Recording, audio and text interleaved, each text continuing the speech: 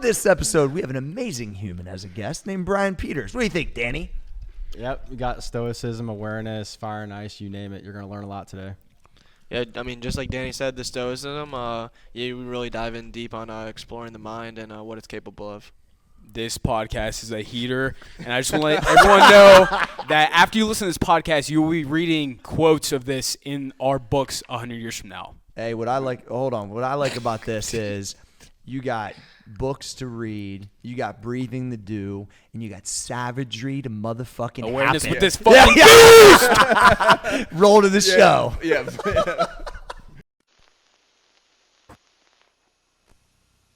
All right, the Roundtable. I'm your boy Corey G at Small Arms Danny at Trey Speed with a hat on today. Very cool. And the graphic gangster himself, Cole Susak. We have special guest Brian motherfucking Peters in the house today. Woo. Yeah. So, BP, what's good, bro? Not much, man. I'm wondering why you didn't at Cole, the ex-Suzak. Well, we go graphic gangster. Graphic gangster. Okay, Yeah. I got you. The graphic gangster So there's himself. cost. If you know, you know. Yeah. You know. Listen, I don't know. maybe Brian- listen, And you Brian know. clearly doesn't know. Yeah, maybe you know. Hey, could you subscribe, Brian? Hey, it's brought to you by MaxEverMuscle.com. I'm just trying to get him his likes and touches. I actually might go on a similar path like we did for Danny. We'll give him a mic at some point. It's like We'll slap him maybe in the get face him with to it. go from ex-Susak to graphic gangster. Listen, I got all of them fucking taken already. What do you mean? I have all the Instagrams already. So you're ready to go there if you need to. I kind of use one as like a creative inspiration account. I use another one. I have like all the forms, but could you switch your current one to graphic He gangster? uses one to So- follow all the hot girls so on Instagram. here's Danny made that move, and it was been Yeah. great for him. So the OG graphic gangster Instagram handle is taken by some dude. Fuck that guy. It is taken by some dude, and I don't think they're active. So it might not. It's not even like I can't reach out and be like, hey, can I get this from you? I gotcha. But I do have the graphic gangster. I also have graphic gangsta. I- So I was actually talking about this with Brian. It's just in the works. So, like, I think one day I'll eventually make the move, but Yeah. I don't know because the X has so much history because it's one of the original like gamer like tags I gotcha. had. So- So there's like some historical, You can't sentimental value. You can't leave behind like your old Xbox gamer tags. Yeah. Those I stay don't with you know. forever. I Those don't stay really with you forever. Yeah, I'm Yeah. not really about that life. I was So if you know, you know. Yeah, We I know don't things- know. Yeah. Here's what Yeah, I do things- know though is people are starting to know you as that. So I would say you know, you probably know. you might have more fans as a graphic gangster than you do as your old gamer tag.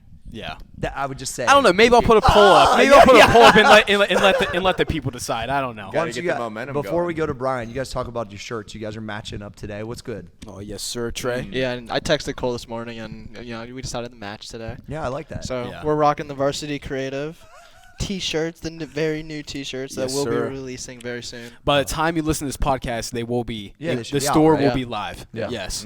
I like it. So building the website, fucking getting the portfolio shit takes a lot of fucking time, but yeah, it's ready. Fuck yeah. Let's Good for ride. you guys. So- I'm excited. Let's go. All right, so the reason why I know Brian and we know Brian is because of fucking Danny, actually. So I'm going to let Danny start off the podcast. Small Brian arms. Peters, small arms for Swing the the mic. microphone. Swing. Slide the mic. Where Slide do the you want me to mic. take this?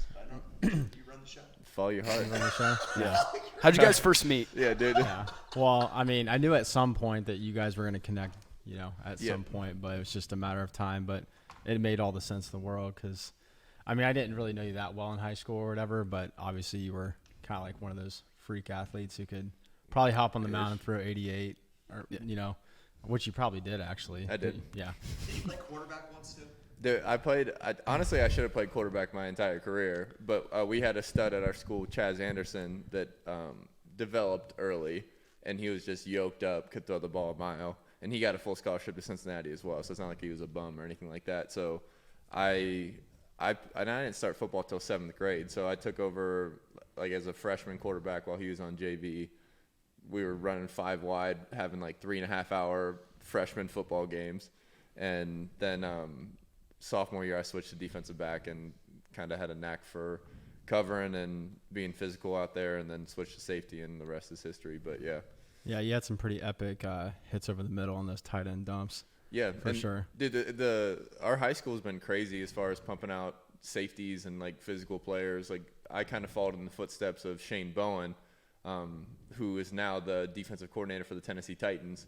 So he has this crazy story on top of that. And before him was this dude Ryan Manilak, who's coaching at Pitt. Like it's like these physical football players that have bred into some savages across the board. But then we had the Josh Kristoffs, Jamie Wood, Eiler Hardy. Like we have like a string of like Division I talent. I attribute it to our coaches. Like, and we still have the same culture, the same coaching staff that's been there since I was in high school. So it's 15 plus years going on now. And I think that is so powerful to have, I guess, these instilled values of physicality and how to play the game right, but how to play it smart and like how to dedicate yourself and add discipline. And they still do it. And like I'm still around Pickerington Central's football practices, and it's cool to see them molding guys the same way I was molded. And so now I have a little more awareness of how I am, who I am. For sure. One of the things I was thinking about earlier is just like the transition from like, you know, Pickerington Central to Northwestern, the CFL to the Texans. Like, you obviously got pretty fucking jacked like throughout this entire process, and you went through some. I mean, it's a fact. So like, can you like just talk about like what kind of switch? Because like obviously you worked with Serrano and stuff like that throughout, but like, and then you went on special teams, and then you kind of went into like a linebacker role, right? Yep. So can you talk about that a little bit? Yeah, so it's kind of like we'll call it a 3-step process. Whoa. Yeah, very simple. But so end of high school, I decided not to play baseball just because they wouldn't let me just pitch and only show up when I pitched. But, he was trying to go PO. Yeah, but so the previous year I played baseball and I ran track at the same time. So the coach let me like miss some games and stuff, and then finally I was like, Coach, like I need to work on my speed, but I love pitching. Like that's the only part of baseball I liked. I sucked at hitting, and I get bored and the outfield. It's a slow game, yeah, otherwise so, it's tough. Yeah. So I forgo that, and Serrano had saved me from like a couple injuries, an ankle and a torn groin in high school, and got me ready for playoffs twice. And so at the same time, he's the only person I knew in the industry at the time. And because my high school wasn't getting it done, but he hooked me up with Dr. John Toma, he was a biology teacher and bodybuilder, and yeah, I remember Toma when he was a student. Yeah, for sure. But he was yoked up, and he was an extremist. Like he's got that craziness in his blood. So that was like he was the first touch that I got that was like, oh, there's something here to training. So I went from like 190 pounds to 207 by the time I graduated. So that was like January to June. And then by the time I showed up to college, I was 215. But like all that was crazy, like the time under tension, 1.5 reps. But I had never trained for this long, for this many reps before. And he was just taking me these extreme levels of failure that I haven't like experienced before. You started growing. Yeah, but like I still like those are still some of the hardest workouts I've done because I still remember, and like I didn't have any conscious of diet at this point either. So he introduced me to that, like calories, like in general, and then like how to eat cleaner carbohydrates and get the sugars out and that kind of thing. But so that was the first thing, and so at that same time I started taking amino acids and omegas, the 3, 6, and 9. But I remember like driving home because I had to drive to Dublin from Pickerington, which is like a 40-minute drive, to train with him 1 week, and then he gave me like a 4-week program, and I came back. But so anyways, that was my first intro to that. And like I remember like driving home, and I couldn't hold the steering wheel because like I'd worked so hard, and my legs were shaking, I couldn't hit the brakes and shit like that. Yeah. Which is dope. So like that was my first deal, and then I show up to Northwestern, and all the safeties are like, I show up and I'm playing, like we play this game in Pickerington Central that's called Max 4. It's like 7-on-7 basically, but we play it like tackle, with no helmets on and that kind of thing. So I show up and we're doing 7-on-7 up in Northwestern, and I start laying out receivers over the middle, and guys start trying to fight me. And, that's amazing. And so like nobody really liked me. The older guys didn't really like me at first, and then all the other safeties started saying like, oh, he's too big, he's gonna play linebacker. And I actually originally committed as a linebacker, but they had a shortage of safety, so I did that. So anyways, I get into the Northwestern program, and I get kind of lost a little bit as far as like I didn't earn playing time right away. I was like on the bubble to not redshirt, and they ended up redshirting me. But so I'm in Northwestern's program, and I'm following their stuff to a T. And that's not that. It wasn't right for me. It was cookie cutter shit. Like I like it was hard. but it wasn't Turbo wasn't there yet. Yeah, it wasn't adapting me. Like my leg strength wasn't there. We weren't doing hypertrophy work. Like it just wasn't there. I was losing my size and my muscle. And at the same time, I'm trying to experience college and I'm boozing because I'm not playing football and things like that too. But so anyway, so I spent years doing that. And like after about 2 years, I started like, I got to do more. And so I got back with Serrano and he gave me some stuff to supplement the training I was already doing there. And then it was kind of like I built it up and then, then I tweaked the hamstring. So then the weight room staff wouldn't let me squat for my last 2 years of football at Northwestern, which was trash. What? Yeah. So I was quote unquote a hamstring guy. So I was doing like the single leg RDL, the glute development programs, those things. But so didn't squat the last 2 years. And then as I transitioned out of school, we had like the combine training and that kind of thing. It was pro day because I wasn't invited to the combine. But still didn't like kind of touch that world for me. And like I didn't run a great 40. Like I ran like a mid 4.6. Some people even had me at a 4.7, which is trash at 215. Sure. So probably one of the reasons why I didn't get the opportunity. But anyway, put me on this path to go through the arena, UFL, CFL, and that kind of thing. But kind of my coming to Jesus was me. So like I went AFL, UFL, and then my agent didn't want me to go to CFL, but I eventually went to the CFL on my own accord. And when I came back, I got jumped my first day back. So I went up at the end of my first year out, signed a 2-year contract, and came back. And I was like, all right, let's train, let's do this. But it was my birthday. One of my buddies got cut by the Patriots, went out. I got jumped, jaw broken, bruised ribs, all this stuff, and got wired shut for 7 weeks. So I'm back at like 218 again, go down to like 200 pounds. And so, like some doctors were telling me I couldn't play football because of how my mandibles were and all this other crap. But Serrano comes and gets me off the couch 1 week out of surgery. I was sipping Percocet out of a straw, and he gets me training. And after 6 weeks of this training, I was blending up Chipotle and steaks and everything. But I got back into this world of, again, it's variants of hypertrophy and time under tension and mixtures of heavy ass weight. And by the time I got out of my wires in my mouth, I was, I think, 222 pounds.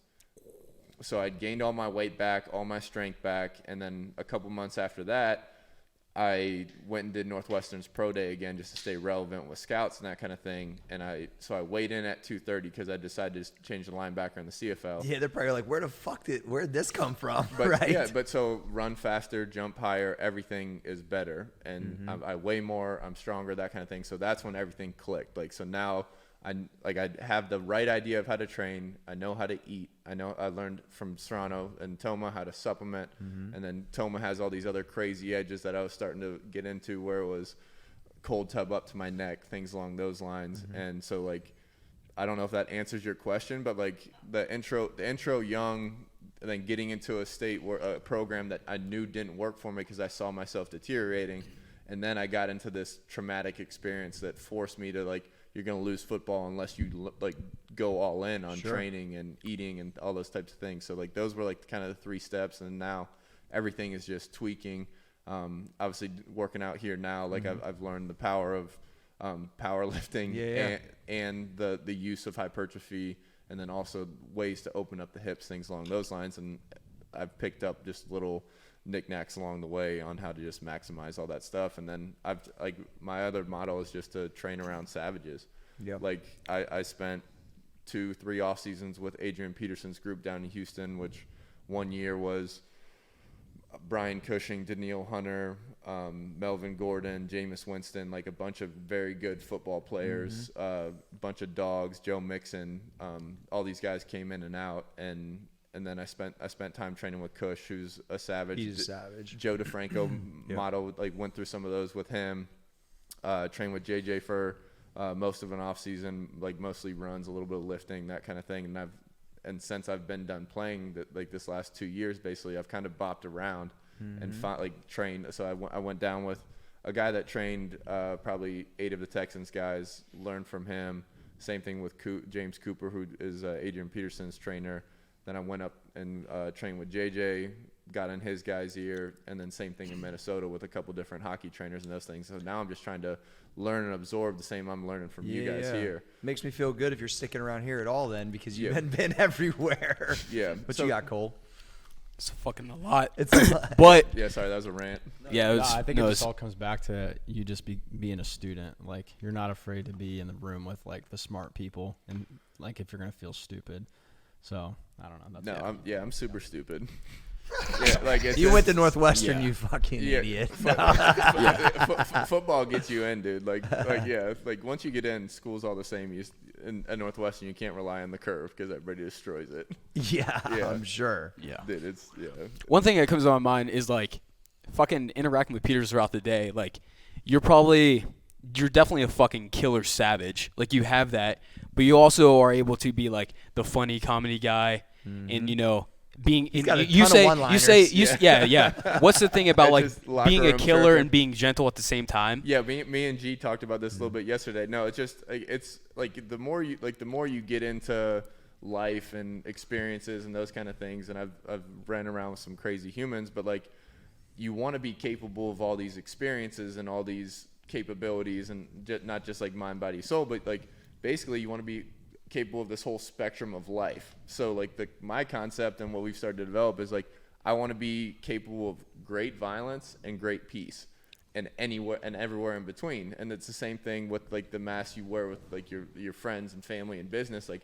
I want to be capable of changing these masks. I don't have to like some people get called like fake because they're different to different people. No, like you should never be the same person in every same scenario. Sure. Like you should have all these tools and like these masks and these different dialects. It doesn't matter, or ability to change languages, all that shit. But like I want to be able to like go hang out with my family and be this person. I want to come here. I want to lift heavyweight, but I enjoy this shit, so I like my one-liners and like to have fun. Yeah. Like if I'm training for football, that's a different training for me too. Like you guys don't see like me Yeah. training for football, which is a different beast, like running and training with Ebner. It's a different concept. And so it's like same thing with the student. Like I want to get the most out of life, so I want to spend time learning. Like that's the only, like I want to spend time being uncomfortable. I want to spend time in the sauna and ice and stretching my body the same way I'm stretching this perspective of violence and peace. I want to be capable of comfort in the cold and the heat. Love and it. then so now it's just like a paradox for life. Like why would you not want to be capable of all these things? Like me and G talked about it yesterday. Life's fucking short. Yeah, man. Like why not max it out? Yeah. I mean, the reality is, for me, about to be 43 in a week, it's like half over almost. Yeah. It's just the fucking truth. Fucking yikes. And I'm about to get mine. Yeah. Playa. And yeah.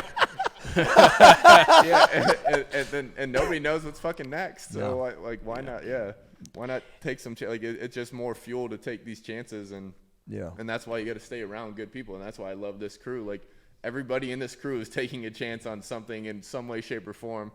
Like on top of taking a chance under a heavy ass bar, but you're taking a chance like on your businesses, on your skill sets, on your Instagram username, whatever.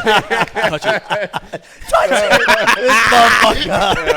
Hey, clip that. But I mean, I think all of us are very good at balancing having the gentle, calm, soft teddy bearness, Yeah. then also being out and going to, get underneath fucking 600 pounds, like on a bar weight, and just going after that edge. But like, where did the killer mindset start for you? And then was there ever a time where, you were like, you switched over to be like, I need to become like softer, I guess. Was there ever that? Ooh, that's a great question. Very great question, Cole. Really Smith. good, really good You're question. really, you're Very, really, very you're becoming stoic. a really good No, like, podcaster. Stoic. Like that's like that. He is stoic. Stoic. Fucking carry the Hashtag two. stoic, yeah. No, yeah, god damn. Dude, so honestly, like that, like this is like a weird question for me because it triggers different things. So like, I didn't think I was raised tough enough because like my dad didn't teach me to fight and things like that. So like I had to find that shit on my own. So like that was kind of like the first intro to violence. But probably from like a football standpoint and defining note was I had a workout I like went on a tryout basis to the Tampa Bay Buccaneers as like coming out of college. And just like a weekend tryout, but all the guys had the spot, so you had to like out earn a spot to make the team. So anyways, I'm playing safety at this time, and we're running these crazy. So we have 3 days of practice, and it's Shiano's first year down with Tampa Bay, and we run a practice, we lift and condition 1000s, and then we have another practice. So we're running 3 days basically. And the second practice of the first day, 3 Sam linebackers pop hamstrings. So I'm the biggest safety. I go play Sam linebacker for the next 5 practices, and ended up doing really well. But there's this opportunity, and Brian Cox, who's, I don't know if you remember, he's a savage for the I remember for the Pats, Dolphins. Yeah, Dolphins and Pats for a little bit. But so he was my position coach, and I had this opportunity, and like obviously we're in helmets. It's not like a tackle period or anything like that. And I end up fitting up this running back in the hole, and like I kind of like touch and tag off, and he's like, "Hey, like, would you hit him there?" I go, "Fuck yeah, I would have destroyed him." He goes, "Well, I'll never know." Ooh. and I go. He is a savage too. Yeah, that sounds about right. Yeah, he's a savage, and he goes, and so he goes, I'll never know, you'll never know, like we'll never know. He goes, anytime you get a chance to be physical and violent, he goes, do it because people will remember that shit. And so he wanted you to light him the fuck up with no pads on. Yeah, with just helmets on. And fuck yeah. And but it goes back to like the Pickerington stuff. Like that's what I used to fucking do, and I lost that somewhere in college. Like I was still a physical player in college, but at the same time, like there's physical and pads, and there's like I'm like physicals. I got sleep and kill. Those are my only 2 speeds. Yeah. So. But like there's a difference there. Like it's an extreme nature to the violence. So like that's where like, all right, I got to be physical. And then like I always kind of had a motor. And like when I was with Tampa Bay, like they said like defensive guys get to the ball, and I just went above and beyond. So I got noticed for effort, and I like now I knew I needed to be noticed for violence. So went to the UFL. I was doing good there, but they had NFL guys come in, and I got cut. But I went to the CFL. And like nobody knew my name up there. They knew me as 50 with the white gloves. And but like so the same thing happened. Like coach says, defensive guys, you gotta get to the ball every time. Dude, I was like they would overthrow a fade. I'm playing linebacker. I'd run 40 yards and go pick up the ball, bring it back. Over deliver. Yeah, but then like and then I made them dial me back physically. Like any chance, like helmet practices, anything. Like I was overly physical. Like the O-line hated me because I was striking and playing fast and walk through and things like that. I was like, you're that guy. Yeah, they hated me, and like, but like, and I get it because like love because you like it kind of comes full circle because like I saw that in young players once I got some experience in the NFL, and I respect like so like I told all the guys my same story, and maybe I even coached myself out of a spot because like a couple of the young linebackers like they kept that tempo too, and but it pushed me, so it was like it's all win-win. But that was the violence side of it. But then the peace side of it kind of came from stress to produce in football, where like it just I became so rigid in my routines that like I wasn't trying to have relationships because like girls took away from my sleep and shit like that. That's a savage statement. Yeah, but like but like and that's true though. Yeah, but it's true. So like I was trying to find those are distractions. Yeah, but I didn't have balance. So I had this strict football player side like soldier concept. I would argue at that point though, can you though, Brian? Yeah, I mean, or should you? Yeah, like at the early stage when you're, let's just call it a bubble guy, because that's kind of what you were, right? Yeah. So is there even balance that can be represented when you're in that part of it? Yeah, I mean, I've seen plenty of guys do it, so I believe it's possible. And yeah, I would have liked to have a girl during that time, whatever the hell, but I didn't create space for it. So for me, it was a lack of balance in my hindsight. Sure. So I found all the breath work and that kind of stuff, but I found philosophy, I found stoicism.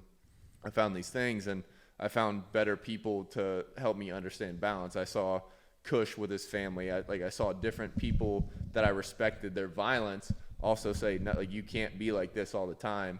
Like, you need to stretch it out. You need to have fun. You need to find your balance. So like that was more the push towards peace, where like, and then like the true peace and meditation's it's been like a 2-3 year process, but like the breath work for the past 5-6 years has been like, that's just forced peace and variance of meditation, that kind of thing. But like that's that side of it. But like it just makes sense to me because now I'm so much more stress free because and then it also just pushes me again. It pushes that comfort zone to different ends of the spectrum.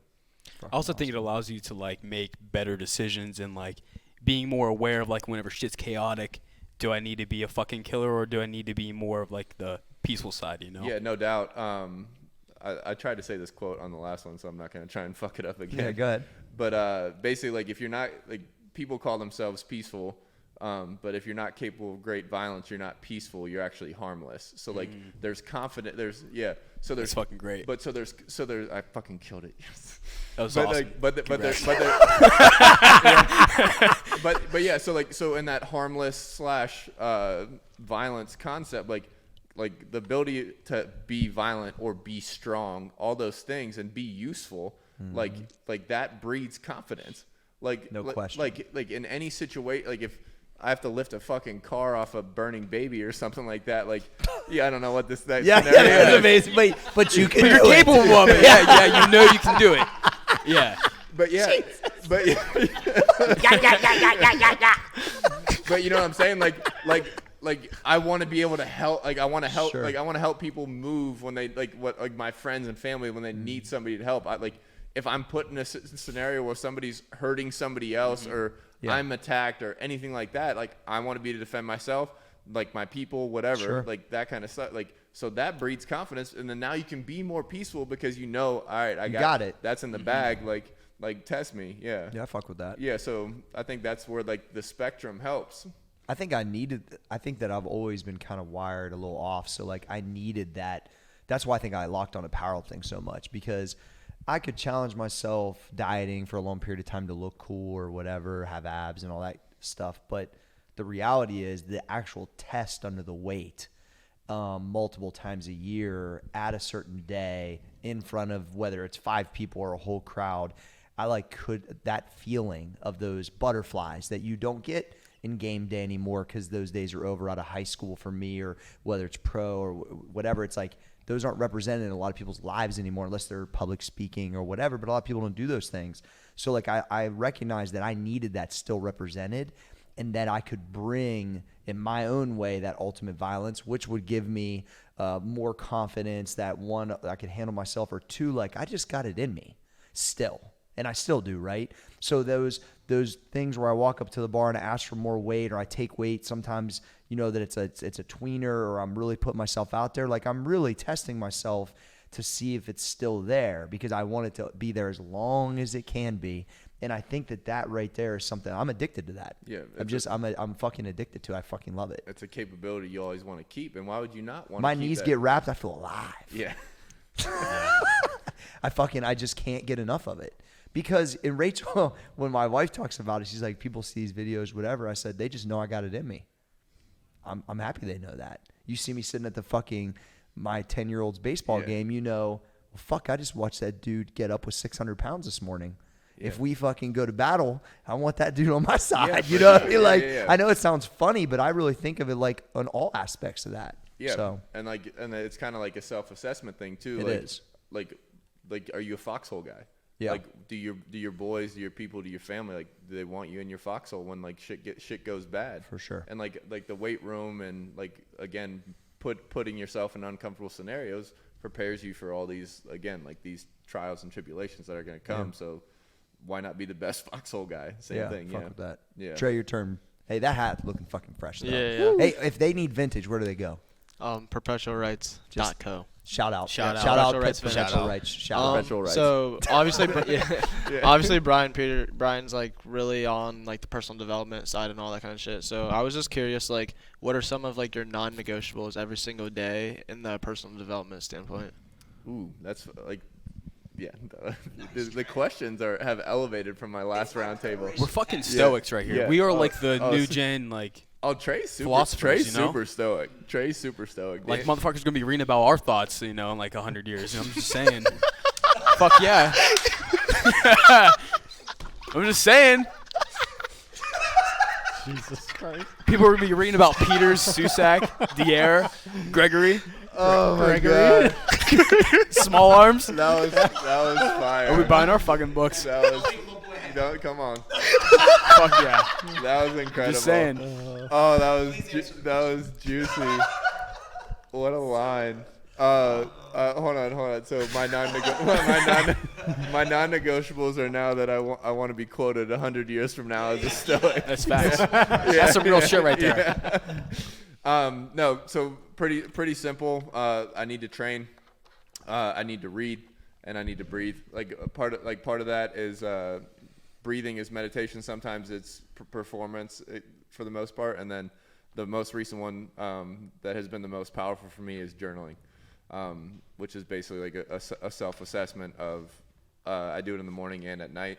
So the morning's kind of like plan the day, prep the day, kind of like go through the feelings, like not only because I kind of track some of my bodily feelings as well, but then at night I kind of hold my day under review and did I have a good day? Did I have a bad day? Why? What am I looking forward to? Like, what can I unload off my mind so I can sleep? That kind of thing. So, like it's just in that aspect, it's really like basically train the body and mind.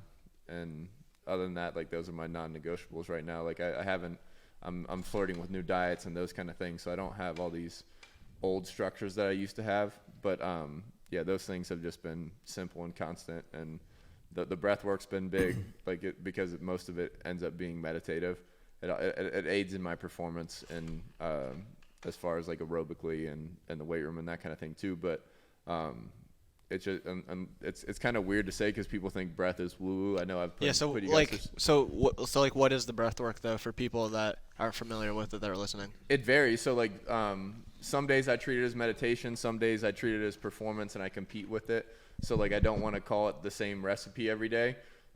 It can be as simple as like just becoming aware of your breath, tracking your breath in and out. You can count with it. You can the whole goal is to like kind of quiet the mind and let the mind silence itself and start to learn how to treat thoughts as clouds in the sky, that kind of thing. Because again, like our mind's going to continue to produce thoughts nonstop. Like that's what it's wired to do, no matter how like comfortable and how many boxes you checked. If you have all the money in the world and all these things, like you're still going to find problems. Like that's what we do. Like all of our necessities are met right now. So like we're going to find problems. So like the problem is really the mind. Like, and how do we quiet it? And it's because it's overstimulated, all these kind of things. You don't spend a lot of time with nothing, boredom, whatever you want to call it. But so like sitting still and breathing is the first step for me to meditation. And then now I do different techniques to like kind of change my awareness with my body. If I'm switching to auditory, like just listening to the sounds around me, not tracking my breath, those type of things. So like, the breath breeds into that type of meditation. But then some of the breath work is extended exhale holds, inhale holds. It's building a box breath, which is, again, inhales one side of the box, inhale holds top, exhale holds. So you can build a box of like 4 seconds each side, which is kind of like a down regulatory tool, a control tool, but then you can build it. So now like if I do 15 seconds each side, that's a minute per breath. And if I can build to that and do it over time, like you kind of get lost in the count, similar to like when you like count sheep, like so like you kind of just numb yourself.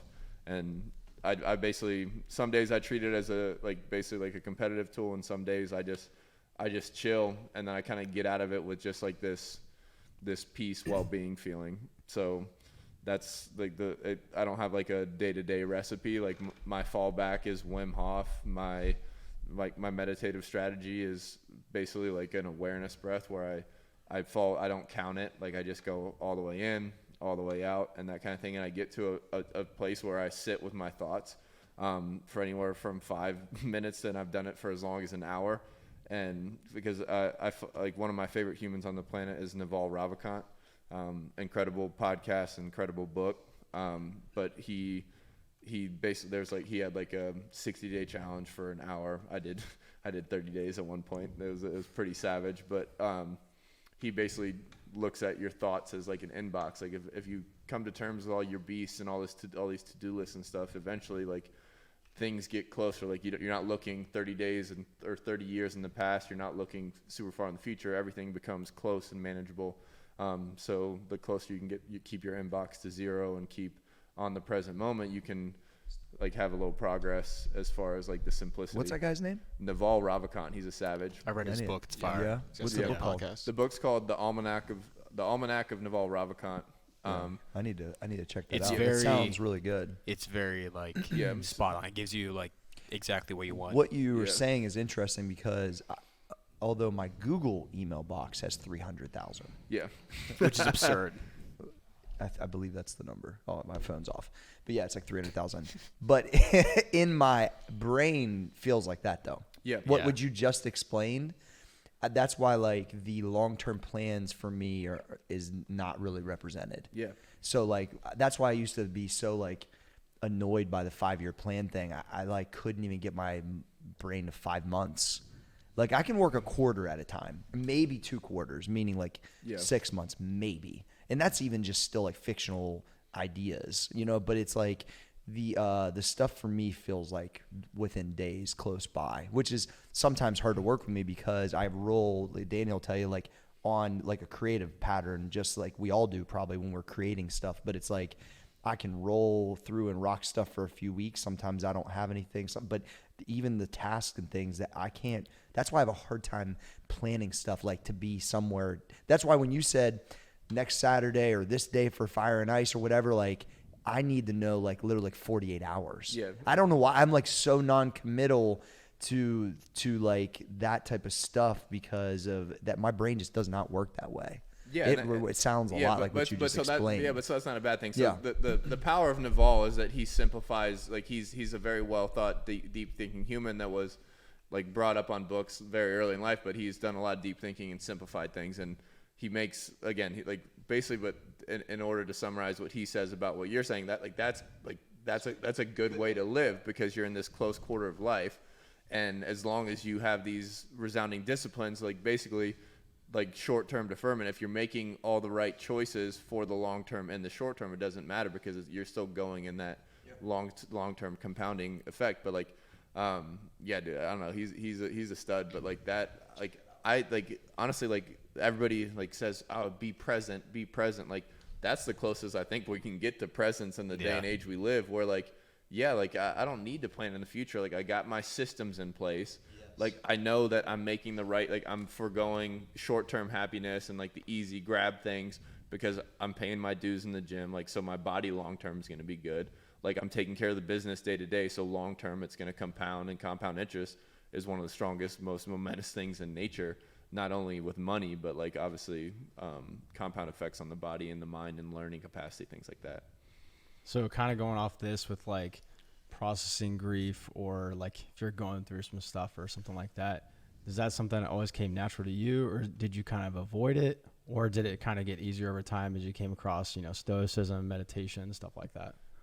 What are you referring to in sense of the grief? I don't know. I don't know if it's just in general, not necessarily someone dying, maybe like a breakup or something like more major, or like kind of what happened to you, like when you got jumped or something like that. Yeah, that kind of thing.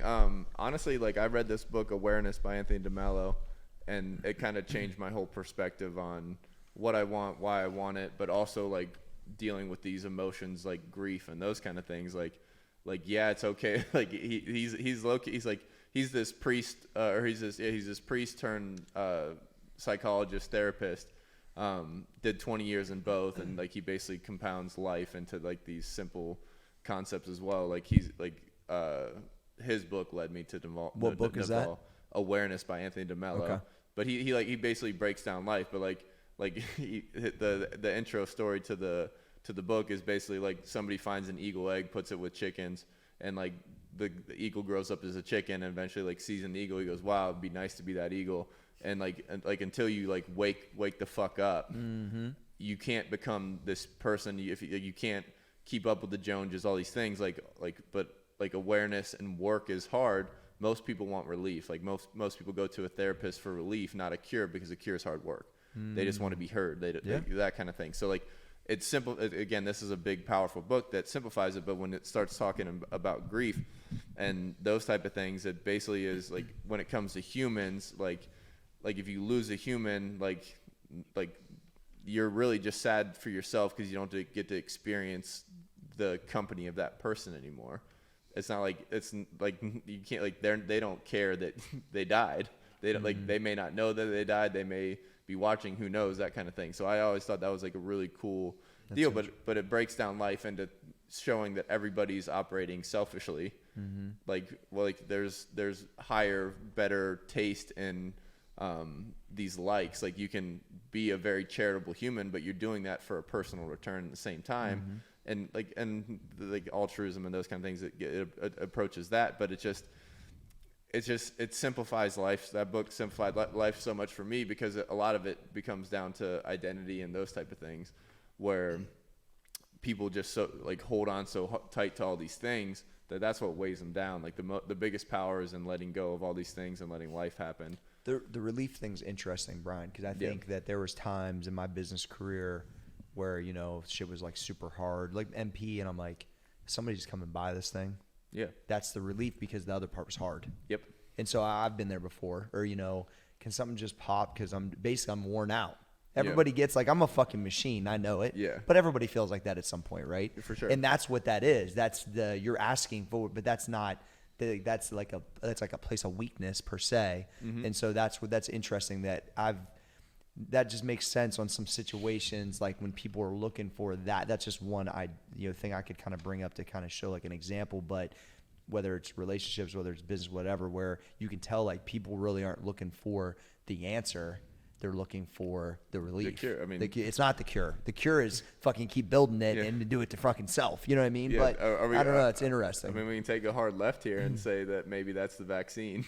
Yeah. Well, no, we should stay off that. but I like though that from a person, like people need to process it in that way, saying like, I'm looking for this potentially fictional answer that's really the easy way out. Yeah.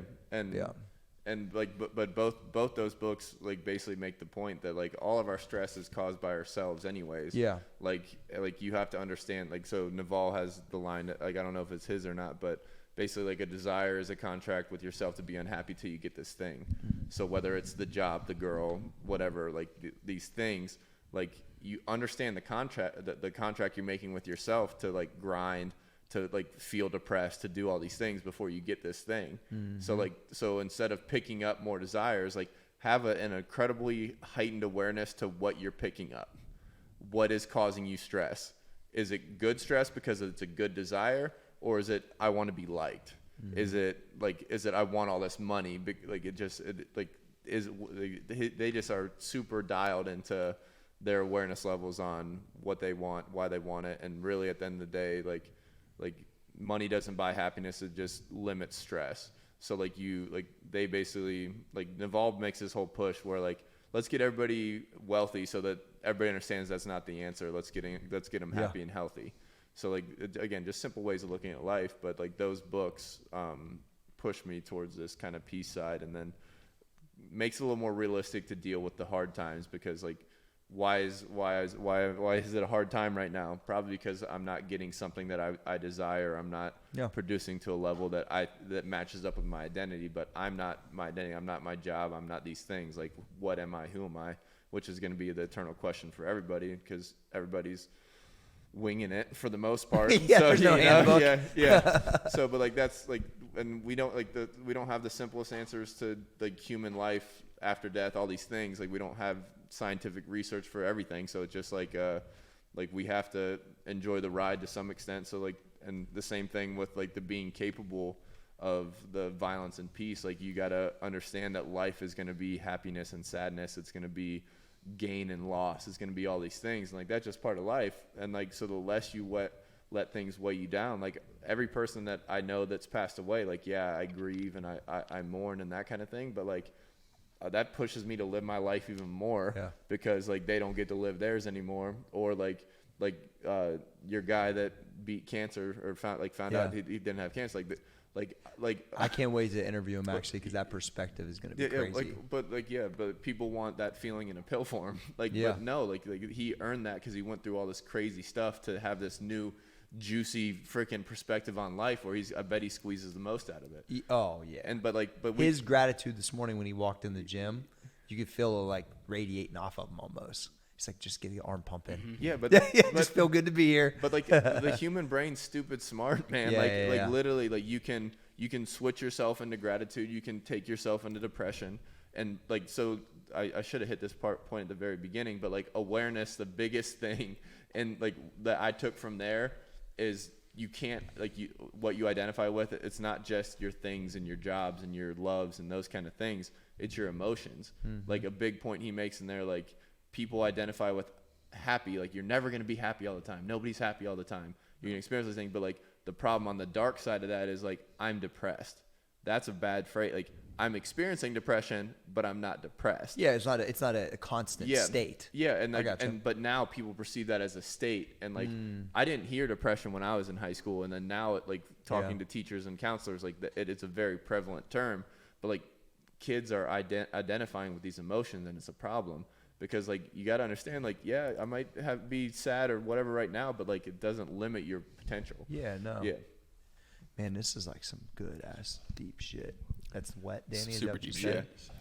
Yeah. But that's where stoicism's dope, man. Like stoicism just makes you look at life super realistically, and like I've transitioned into like some mental skills coaching and breathwork coaching and that kind of thing, and it always kind of bleeds into philosophy because like you see kids and people like create all these stresses in life, whether it's with a coach or their performance and those kind of things, or they don't see themselves how like I see them. So like I try and strip everybody to like. Again, like that's why I love journaling. Like it's basically like self-observation from 10,000 feet.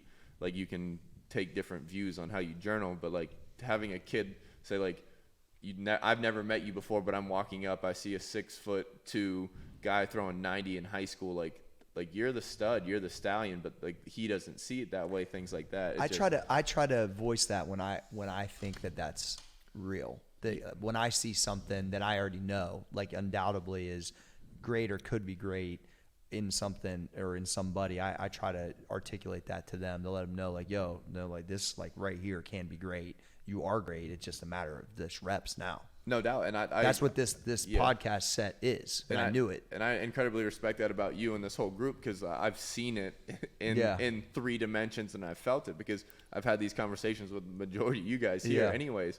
So like, I just think there's so much power in that because like some people choose hate instead of like encouragement and saying there's magic here or you have potential here. Like people just the negativity bias in the brain is powerful and like it's easy to go down these dark circles down, and especially with how social connection is very like different now than it was when we were in school and that kind of thing. It's crazy is that there's social media but people are less social. Yeah. Even though it's called social media, it's like the fucking opposite of what it's supposed to be. Yeah. I want to take it to the Fire and Ice because I think people will be really intrigued by that. So we went on a field trip to Brian's for Fire and Ice, which is sauna and ice bath. And I think like maybe you can give a quick snippet of it, and then I want to hear everybody's individual kind of feeling as they went through it. And then also I want to hear a little bit of your perspective as you watched us go through it. For sure. So I think there's multiple layers to this. Yeah. So go. And it is super fun to see like it's not like I'm sitting there judging you, but like because I have to read what you're doing to coach you and that kind of thing. It's like me seeing you under a heavy weight the first time, Brian. Like it's what you do, so you can see like little like intricacies that no one else can pick up on. But so the Fire and Ice is what he's referring to. It's overall, it's a recovery method. It's an ice tub, preferably down in the 30-degree range, like in the 30s, paired with a sauna that's preferably 180 degrees plus, and you cycle back and forth in a contrast style. But the ice is a full body ice tub. You're in there for 3 minutes. This is the cycle I put these guys through. You sauna for a heavy sweat, anywhere from 15 to 25 minutes. You can track your heart rate, do those things too. Cycle back into 3 minutes in the ice, heavy sweat in the sauna again, and then you end in the cold, either with a dunk or a dunk hold underwater. There's incredible benefits to it, but like the biggest thing I would tell anybody before you hear all these things, like maybe the reasons to it, but you have to feel it to understand it. It's really, really hard. I can tell you how I feel. Like I go in there with a sore back or a shoulder or something that it flushes out my soreness. Like that's the simple, most easy feel-good thing. But on top of that, like the mental aspect and the nervous system aspect, like honestly, like I've experienced all these different feelings where I feel high, I feel relaxed, I feel just at peace. There's different versions of it, but like the ice for me is forced meditation anyways.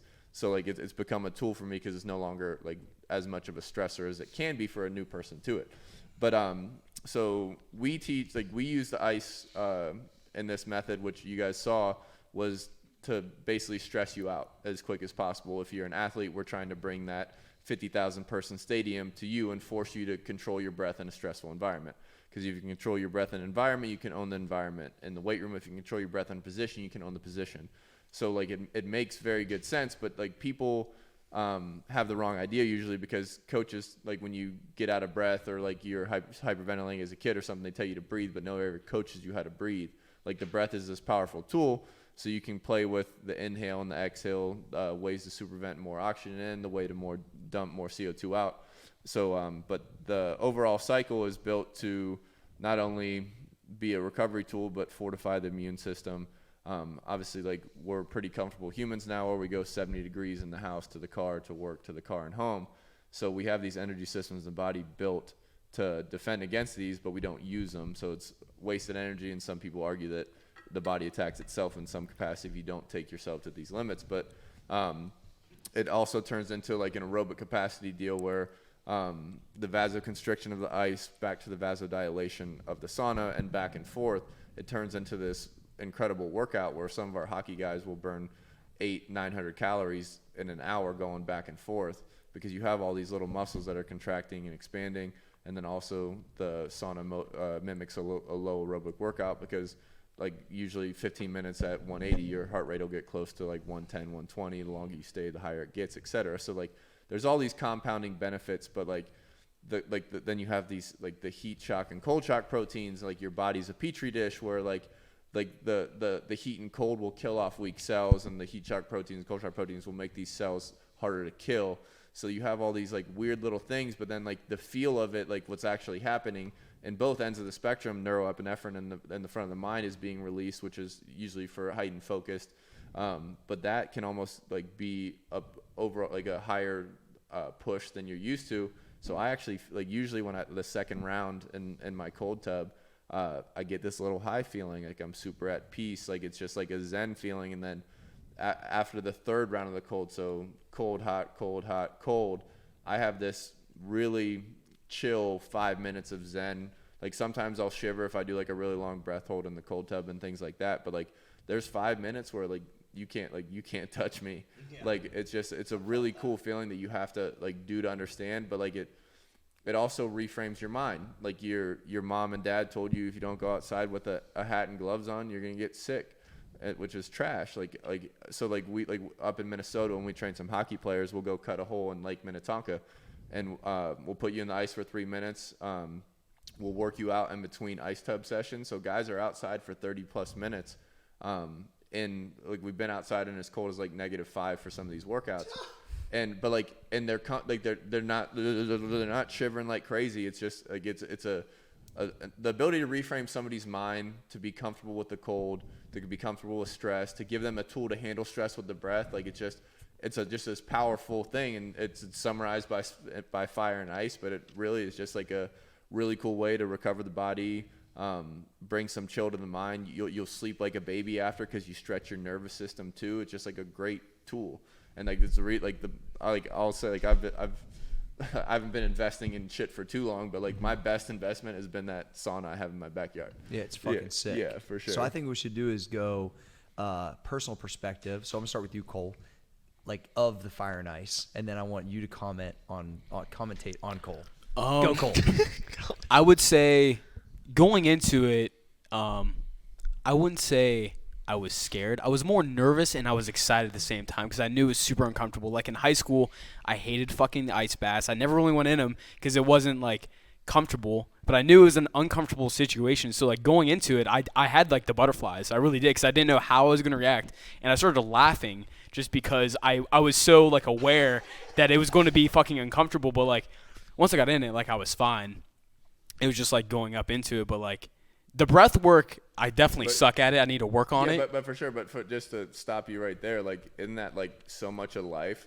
Like yeah, no, it was awesome. So much of life we fear like getting into this thing and all this kind of stuff. But like and for me, like I've been in the cold tub hundreds of times, but I still like fuck, I don't want to do this.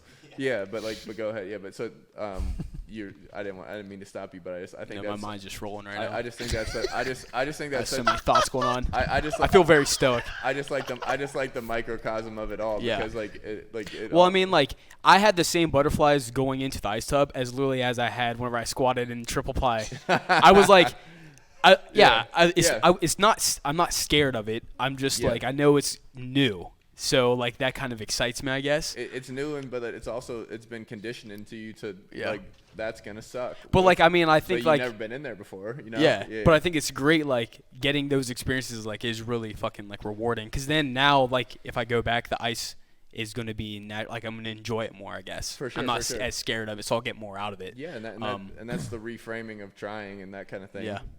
No, he handled it pretty good. Yeah. I wish we would have done this right after. I would have had better insight. I'm kind of blanking on everybody because I kind of get locked into. I listen to your breath, whether you're getting air in or you're trying to push air out, and it like basically like the frequency of the in and out, and then like there's tools to combat that. So no, everybody here did good. And I mean, like, 3 minutes, like, in the cold, like, kind of fucking work out some demons in your head. You have to. But like, So, like, coming out of it and being done with it, like, my mind just felt like it was, like, wide open. Like, I didn't have really any, like, thoughts going on. I was just, like, fucking enjoying it. but that's why I call it forced meditation. Like, Yeah. like you're not worried about whatever credit card bill, who liked your Instagram photo, whatever the hell. I don't care. But like you're there and you're in it, and you gotta beat this beast, and the beast's in your head. So like I think it's super dope too, because like once. And like that's why like I coach you to count your breath as well, because like it's same concept of like meditations and like the breath meditations. Like counting takes your mind to the count. You have a focus point. It's like counting sheep, like where like now you're focused on that, basically takes awareness away from what's happening to your body, and you can again beat it with that. And then now you get air in, you control and dump more CO2 out so that the oxygen gets into the system and calms the system. And then now you like once you numb up after a minute too, and you have your breath under control, you can stay in there as long as you really want to until you go crazy. Yeah. So I thought it was like super cool. I was like really, really intrigued by it because like after we got done, so I've done it twice at Brian's, and after I got done the first time, I just remember like how like clear my mind was like the whole rest of the day. Like it was amazing. But so like getting into the ice itself though, I didn't think it was like that bad, like just sitting in there, because I've done ice baths before, like in high school and stuff like that. The only thing I struggled with is like the first time I was there, dunking myself under the actual water. I couldn't. It was like weird for me because I get like anxiety in the first place from going underwater, like just in the first place. So that didn't help with that. But other than that though, it was like just getting into the actual ice itself and everything wasn't bad at all though. No, yeah, that's like basically. That's like bringing 200,000 people stadium to you, then, you know, because that's real. But what was the first thing you said about it? The clear mind aspect. The clear mind after, yeah. Like that's your body reacting to it. Like that's the neuroepinephrine that like it'll keep you focused for a while. That's why people do cold showers in the morning and that kind of thing. It's that little hit, and then there's some like monotony accomplishment to that too. It's like making your bed. Like you beat that demon that says this is gonna suck, and you do that first, and like that kind of concept too. But like it's literally physiological, where like you'll get the neuroepinephrine hit that will wake you up and keep you focused. Yeah. For me, it was highly valuable. I don't know. There's a lot of things that was going through my head, but leading up to it, I was really excited because I haven't done either one before. But then like, I guess over the last like 3 to 5 years, which these guys know, but pretty much like my whole MO has been like just doing whatever comes to my mind that's uncomfortable that I don't want to do. I make myself do it. So like the cold shower thing is something I've adopted for a while. Like when you turn on both knobs and one's the hot one, and now I don't even turn that one on anymore. Yeah, so like doing that one, and then like a lot of the ruck training, like, you know, go put on my 50-pound ruck and crab walk for 100 yards. Who wants to do that? Like stupid shit like that. So I liked that whole part of it. I was thinking about that a lot. But I liked before we got in, when we all laid down just in the yard. Yeah. The box breathing, the holds and stuff like that, because you gave me some pointers with like actually like understanding what it meant to open up your entire like rib cage. I was like, oh shit, that's what that feels like. So that was pretty cool. And then I really liked the sauna too. I just felt like I felt like I was fucking melting into the seat. Yeah. But yeah, it was the same thing as these guys experienced, just a clarity, I guess, the rest of the day. So it's not like, it's almost like I didn't want to do anything. Nothing bothered you really. It's just like, I'm just. Yeah, get you back into neutral kind of deal. Yeah. Reset. It exhausts me sometimes, just depending on how hard I go and that kind of thing too. But like the Yeah, the breath work we did box breathing, and we got into like Wim Hof stuff and that kind of thing. Yeah, hyperventilation stuff. Yeah, and like, but that'll even prime you more for the sauna and ice as well, because like you'll get a little bit more red blood cells from like the exhale holds and that kind of thing. You actually change the pH balance in your blood way more effective than drinking the 9.5 bullshit water, like whatever, you know what I'm saying? Like but that kind of stuff, like it's just fun. It's just like compounding effects to maximize what you're doing. And then I wanted to teach you guys the skills of the breath, so I like to start with breath work, so that when I tell you like double your exhale or something along those lines, or find a box breath or whatever, those kind of things, that you have that tool now. Yeah. And then, but it applies to more than just the stress and ice. Like now, like you're driving and you go in full road rage. Like maybe I could like bring awareness to my breath. I'm probably mouth breathing. My heart rate's probably up. Things like that. So now you have a tool to downshift. For sure. But yeah. Okay. But it's a cool deal. I think I had a cold tub, hot tub at MP, but I didn't know how to breathe.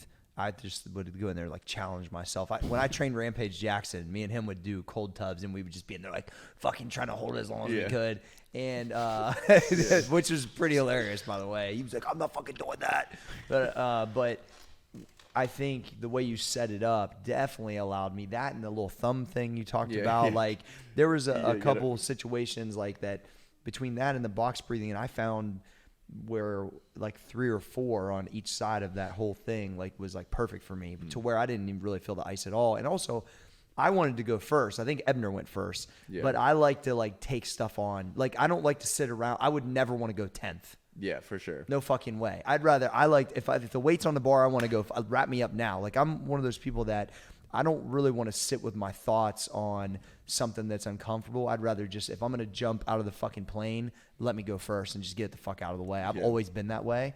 So like when Ebner went first, I was like, fuck, I wanted to go first because I wanted to fucking slay it. Show everybody in the fucking group that it ain't fucking shit and I can do anything for 3 fucking minutes. That's literally, I know that sounds funny, but that's literally like my mentality. If you notice, I was like itching to get in it, right?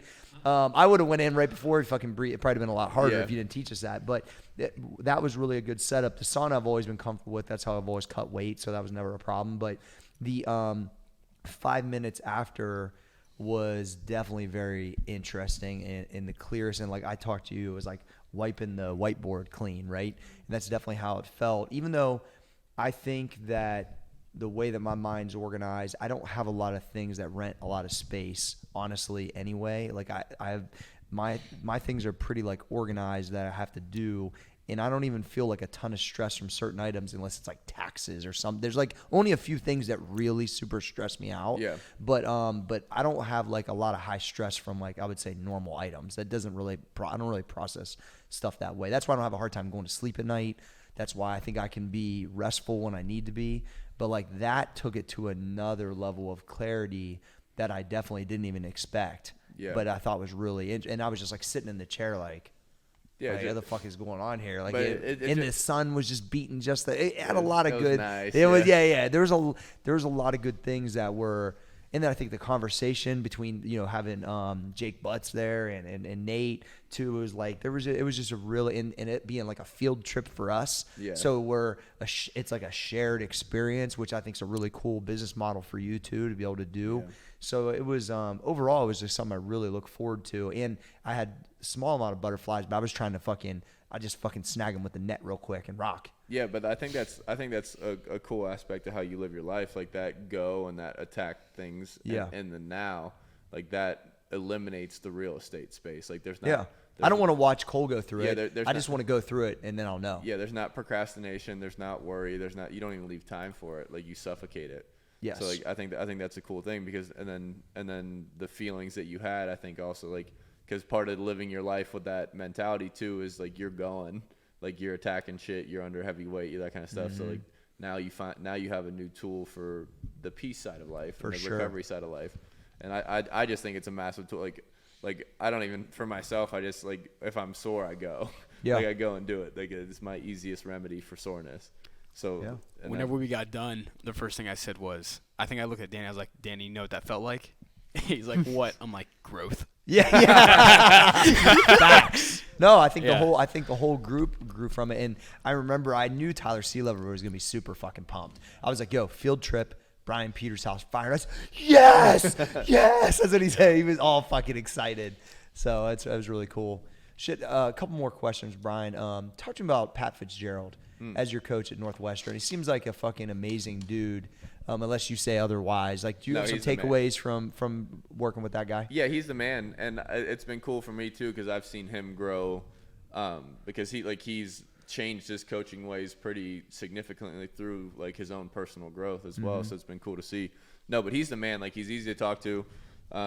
He took a cool interest in me because like my first year at school, like I wasn't playing. I was homesick. Like, I was driving back to Ohio like twice a month with some other Ohio guys and that kind of thing to party because I showed up at Northwestern. It wasn't a party school. It was 7,500 undergrad, and it was just wasn't I didn't think I belonged. And I think a lot of freshmen feel that way anyways in sports, especially when you're not playing.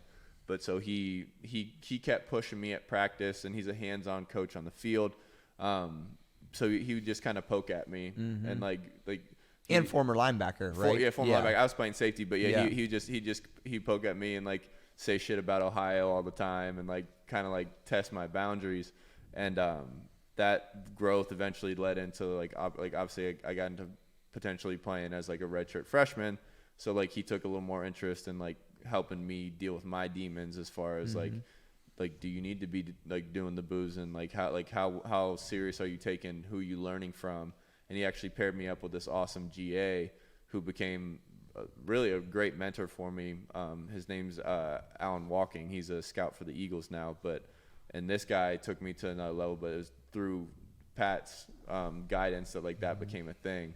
But he's incredible, man. He used to be pretty uptight with dude, he used to have guys, no matter who you were, come in, you have to cut your hair, no long hair. Like straight military type shit. Military stuff and high and tight, that kind of thing. And we didn't have to be high and tight, but you had to have short hair. So we had some Samoan dudes where it's part of their culture. We're cutting it. Some dudes with 3 years of dreads, crazy things like that. Where it kept us from getting some recruits at some time. I'm sure. But anyways, but now I've been back plenty of times since I've been done playing. Dude, he's a player's coach. You want him in your corner. He's a cool balance of intense and can still pull you aside. You want to play for him. And then he's just grown the program from a network standpoint too, where he got the facility that we needed to compete recruiting wise and those kind of things. We've been in the Big Ten championship the last 4 years. Yeah. So he's got this juice behind him. So yeah, dude, I don't have a lot of probably little stories here and there, but you fuck with him. That's the dude, thing. And that seems like just being a football fan of the Big Ten, that he's gonna be there as long as he would want to be there. Yeah, he's a guy you want to drink a beer with too. That's what it looks like. Yeah, he's that kind of him and guy. that Fleck guy dude, from Minnesota. Yeah, I want to drink a beer with Fleck I fucking too. want to hang out with that guy. Yeah. He looks like a fucking boss. Minnesota's going to be a team this year. Yeah. They're they're legit for sure. You guys got anything else for Brian? There's fucking lots of great info. Go ahead, Danny. I have a random breathing question. So if somebody goes through a hard endurance workout or something that really jacks their heart rate, what do you prescribe what would you prescribe someone to kind of down regulate and come down or cool down? Yeah, so the quickest way to do that one is understand the anatomy that you're talking and basically the tone you're speaking to the brainstem with. So the lungs and the heart, they're this wind chime to the brainstem. So you have to lower these, and there's a lot of tones to it too. How loud are you breathing? What part of your body are you breathing in through your mouth? Are you breathing in through your nose? So again, mouth is fight and flight, sympathetic, nose is parasympathetic. So how quickly can you? So that's the first thing I say. First thing, down regulate the gear shift. Mouth. Now there's again 30 benefits to nasal breathing, 1 benefit to mouth breathing, which is air in and out faster. It doesn't mean it's getting absorbed faster or anything like that. So faster I can get to in through my nose, get all the benefits, and then out through my mouth, which is faster CO2 out of the system. And then so the good full breath, because nasal gives you if you have to develop your mechanics and strength and stuff to get all these benefits too. But the good oxygen, the good easy dense oxygen is in the bottom of the lung, which is triggered primarily by nasal breathing, diaphragmatic breathing, that kind of thing. So even to get a full lung, it's better to try and breathe in through the nose. But so now you then downshift into the nose, out through the mouth. You're getting good oxygen in. You're getting that parasympathetic tone in, and then you're dumping CO2 fast. Okay. And then now get to that full tone where you can balance the breath in and out through the nose. And then now you can start playing with the ratios. So now like 1-to-2 ratio, in for 2, out for 4. Same kind of down reg I had you guys doing the cold tub. Yeah. Applies, and then now you can start basically forcing some basically the CO2 to like, I can't remember what the term is, compartmentalized, but so anyways, you can go to a 1-to-2 ratio. Now you're in for 2, hold at the top for 4, exhale for 4, and that kind of supercharges it. And then even if you want to keep compounding on it, but like really all you need to do is the 1-to-2 shit. Yeah. And then you can step up to 1-to-2 probably like 3 minutes after that. But like you should, like after 3 minutes ish, you should be able to cut your heart rate in half. But Sweet. yeah, and then you can always play with some like super vent stuff too to just get oxygen in. Brian, what's your podcast called? Chasing Edges, and then Mind Strong Project. So I got the Mind Strong Project. We have podcasts with them, and then I'm pumping out Chasing Edges, where it's a little more my voice with my interest kind of deal. And then your Instagram handle? Brian_Peters10. Yeah, holla at your boy. Holla, holla, holla. Appreciate you having on, man. That was awesome. You guys are studs as always. Yeah. I'm your boy Corey G. That's at Small Arms Danny, at Trey Speed with the hat, and the graphic gangster himself, Cole Susak. Soon to be at the Graphic Gangster. Yes, sir. Gangsta. Brian Peters. We are out. Woo.